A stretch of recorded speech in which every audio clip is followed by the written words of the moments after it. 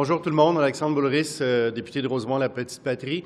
Je voudrais simplement prendre une minute pour souligner le fait qu'un récent rapport vient de nous apprendre que pour la première fois dans l'histoire du Canada, le prix moyen des logements a atteint un record de 2 202 $ par mois. C'est du jamais vu, c'est absolument fou.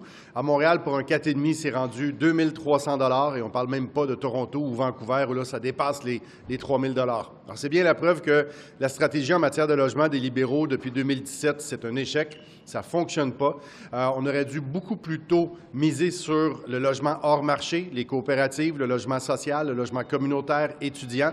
Et en ce moment, c'est les familles puis c'est les gens qui en payent le prix. Ils payent littéralement le prix parce que les loyers sont devenus absolument inabordables. Je le vois dans Rosemont-la-Petite-Patrie. Les gens sont vraiment aux abois depuis des mois et des années. Certains doivent quitter le quartier parce qu'ils sont plus capables de s'offrir un logement là, s'éloigner, aller plus loin où ça coûte encore un peu moins cher. Alors, ce qu'on dit aux libéraux, c'est qu'il faut accélérer le pas. Votre plan depuis 2017 n'a pas fonctionné. Vous avez dépensé 41 milliards de dollars. Il reste encore un autre 40 milliards de dollars à dépenser dans la stratégie nationale du logement. Il faut faire les choses autrement. Il faut faire les choses plus vite. Travailler avec les OBNL qui bâtissent du logement social et réellement abordable dans nos quartiers. C'est ça la solution. On va continuer à mettre de la pression sur les libéraux. M. Boulris, est-ce que vous craignez les impacts d'une possible grève chez les douaniers qui pourrait être déclenchée d'ici la fin de la journée? C'est sûr qu'au NPD, pour nous, défendre les droits des travailleurs et des travailleuses, c'est primordial, c'est dans notre ADN. Je pense que le gouvernement libéral, s'il était de bonne foi, pourrait trouver des solutions pour amener plus de justice et d'équité dans le traitement des agents frontaliers et également des douaniers qui ont une revendication tout à fait légitime. Puis, il faut savoir dans le dossier que les libéraux se traînent les pieds depuis des années. Il y a 3 ans, le Conseil consultatif sur les pensions fédérales a été pris en charge ce dossier-là. Ils ont mis des recommandations à la ministre, à la présidente du Conseil du Trésor en décembre dernier. Nous, on a écrit à la ministre, mon bureau a écrit directement à la présidente du Conseil du Trésor.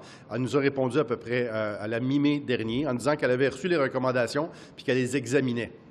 Mais pour l'instant, elle n'a pris aucune décision. C'est bien beau examiner les recommandations, mais là, tu pousses des travailleurs et des travailleuses de la fonction publique fédérale à faire la grève pour quelque chose qu'elle aurait pu régler avec le dépôt d'un règlement à la Chambre des communes, tout simplement.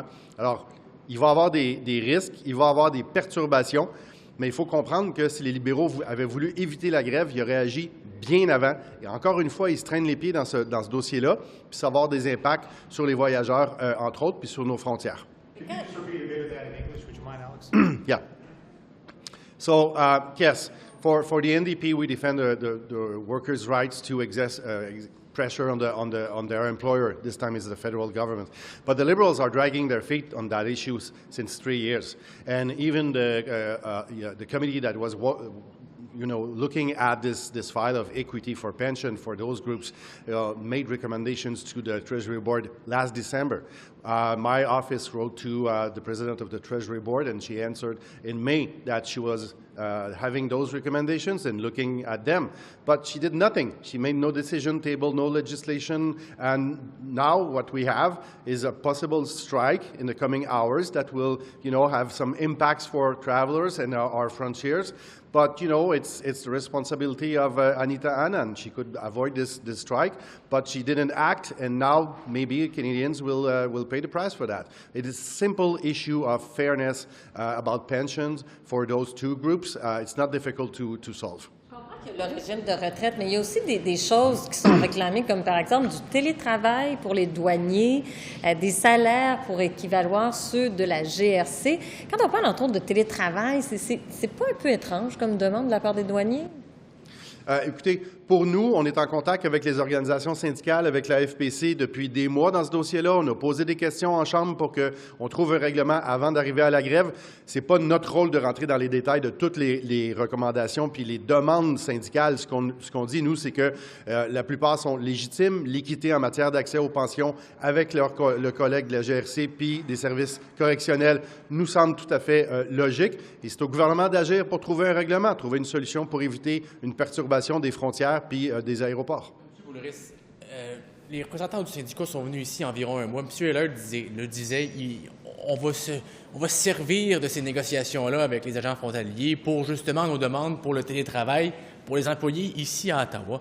Est-ce que ça, c'est fair comme pratique syndicale selon vous? Écoutez, ce n'est pas à nous, députés, de rentrer dans la tactique syndicale ou comment ils vont avoir de négociations avec leur employeur. Ce qu'on dit, par contre, c'est qu'ils ont des droits. Avoir une logique de justice puis d'équité, c'est tout à fait normal. Donc, on les appuie dans ces démarches-là. Mais ensuite de ça, c'est le rôle du gouvernement d'éviter des perturbations pour les Québécois puis les Canadiens. Puis ce qu'on voit, c'est qu'un gouvernement qui a reçu des recommandations au mois de décembre puis qui n'a pas agi. Puis sur le thème du télétravail, c'est tout à fait normal que les syndicats veulent négocier ces conditions-là et que ça ne soit pas imposé par le gouvernement, comme Anita Anand essaie de le faire maintenant depuis des mois. Merci. Do you want to see the names of everyone released that's involved with the foreign on all sides? I'm just.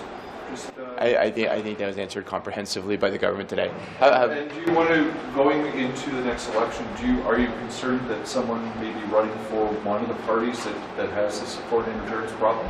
Well, I trust the RCMP and our policing services to do their job, and I assume that if there is sufficient evidence to charge somebody, they'll be charged, and we'll all know who that is.